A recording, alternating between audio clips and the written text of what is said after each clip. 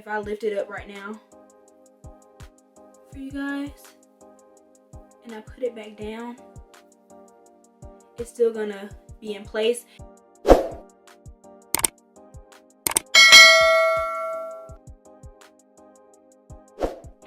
Welcome back to my channel. It's the tiarabaker. If you're new, welcome. If you're returning, thank you so much for coming back. If you haven't already, please subscribe to my channel, and if you find this video helpful in the end, give it a thumbs up. And I just want to say thank you guys so much for tuning in. So today I'm going to be showing you how I make my wig glueless, and that means no glue. You know, like I could lift it up and it get right back in place. Details on this hair. I don't want to give you guys these details because I was deeply like so unsatisfied with my purchase that I let this wig sit in the box for 3 weeks before I opened it up again. Like when I got it, the hair was so thin. So I will tell you it's from EQ Hair, E and Q Hair, something like that, on AliExpress. The reviews were good, and then it seemed to be like it started getting bad. So it looks like at one time they did have good hair, but lately they were not doing good. And I ordered this 20 inches, and this is probably what, like 14 now, because I cut off about 6 inches to where this is where it stopped getting thick, and this is still thin. Like this was supposed to be 150 density hair, and this is all the hair pull for.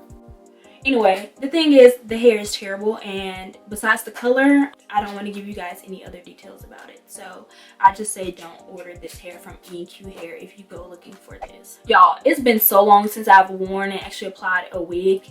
Like, I was so rusty, and I know I could have done better than this. I'm not here to show y'all my wig techniques today. I'm just showing you how to make the wig glueless so that you don't have to glue it down or sleep in it. You can take it off at night, put it back on in the morning, do whatever you need to do. The least work with the seemingly most effort, if that makes sense at all. Anyway, let's get into the video. So the key to making sure your wig stays in place and it is snug is the elastic band. I measure about 1 inch above both ears, and then from there I cut off about 1 inch, and then I'm going to attach that to the wig where the combs originally are. So I'm going to cut those combs out, and then I'll come back and sew the elastic band in where the combs were. And at this point I had already done off my customization, the tweezing, the plucking. I was just left to cut off the lace. As you can see, I've sewn in the elastic band in the place of the combs, and you just want to make sure that you choose a length that is going to be good for your head. Not something too tight, but snug enough to keep the wig in place and keep it from sliding. Okay guys, it's been a few days since I did all the customization and things to my wig. I'm going to go get me a new wig head today. My mom was like, you don't need to be on camera with that. To give the wig shape, I sprayed some of this got to be glue spray on it, and then I tied it down last night.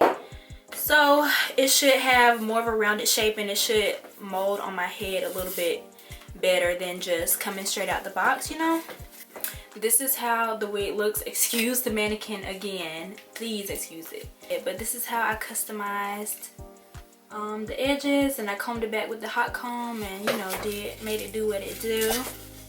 So now I'm just applying my stocking cap. I'm not doing the ball cap method. You totally could, but if I'm taking this wig on and off every day and night, there's no point in me doing the ball cap method, and this works just fine. I've already put my foundation on there, and honestly, the foundation, I've started using a darker color because I'm darker now in the summer, and I think it was actually too dark to use as my lace tint color, so I need to use a lighter foundation. That would help a lot with how the wig looks on if I would have used a lighter foundation. But as you can see, me doing the got to be glue on the wig already gives it good shape, but it's not enough, so I'm going to take it a step further. Here I'm just combing out the edges where it's been tied down all night and making the hair just look a little bit more natural and not so slick down.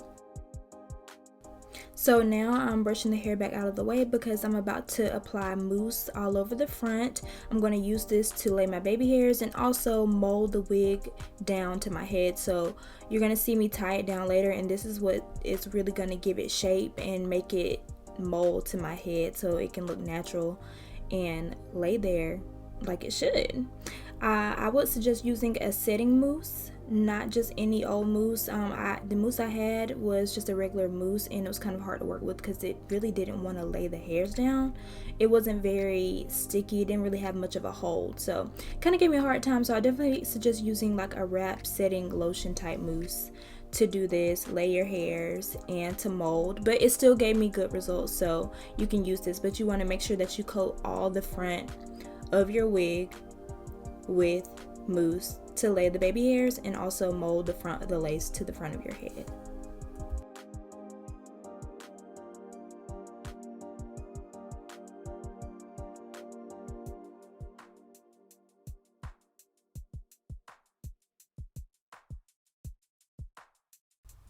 Now I'm just taking some leftover elastic band and I'm tying that all around my edges to melt the lace into my scalp.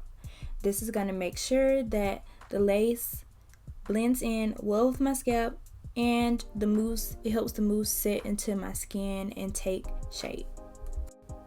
To really flatten the lace, I'm taking my She Is Bum Collection wax stick and I'm going to go over my part and the front of my hairline and take my hot comb, well this is my mom's, but my hot comb, and really run that through. That's just going to make it look even more natural, makes the hair lay flatter. Here I burn myself, and just give it a more natural look. So I do that as my hair is setting. Also, while my hair is setting, I am flat ironing it. The good thing about this hair being so thin is that I can literally flat iron it in like 5 seconds. Like, it literally takes me no time to flat iron it because it's so thin, it's not that much hair to go through. So now I'm just adding some layers in the front to give it a little dimension. We don't like flat hair. And now I'm just taking my blow dryer and going over the front just to make sure that it sets, the mousse sets and dries quicker and really melts into my scalp. Some of you may be wondering, well, why didn't you, if you're so unsatisfied with the hair, why didn't you dispute it? I was so upset. I don't know. I just kind of got it, looked at it, I wrote the seller and told them how unsatisfied I was, and they were like, you can send it back, but please don't write a bad review or don't dispute it. And so I should have just disputed it and got my money back, but I needed the wig. Well, at least I thought I did, until I didn't have my event anymore. So yeah, so I just let the box, I tossed it over to the side and I was like, yeah, whenever, I'll just open it when I feel like it. So yeah, by the time I decided to open it and I was just like, I don't want this anymore, it was too late for me to dispute the claim.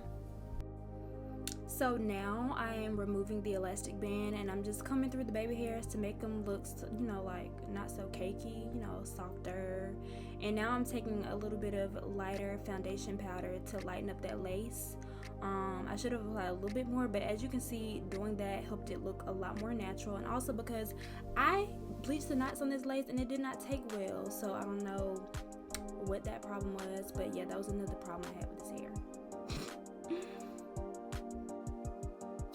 This side I accidentally cut the lace too short, so I might actually take some freeze spray and glue that down, but I usually keep the hair forward anyway, so I'm not too worried about the ear tabs, like that's lifting up a little bit too. If I would have actually used like a holding mousse, probably would have held it down better. But this is just how I make my wigs glueless. And if I lift it up right now for you guys and I put it back down, it's still gonna be in place, and the elastic band keeps it so that it doesn't move. These are my final results. I hope you guys have enjoyed this tutorial. I hope it was helpful. Please comment below what you think, if you would try this, and I will see you guys in my next video. Thank you so much for watching. Bye, my loves.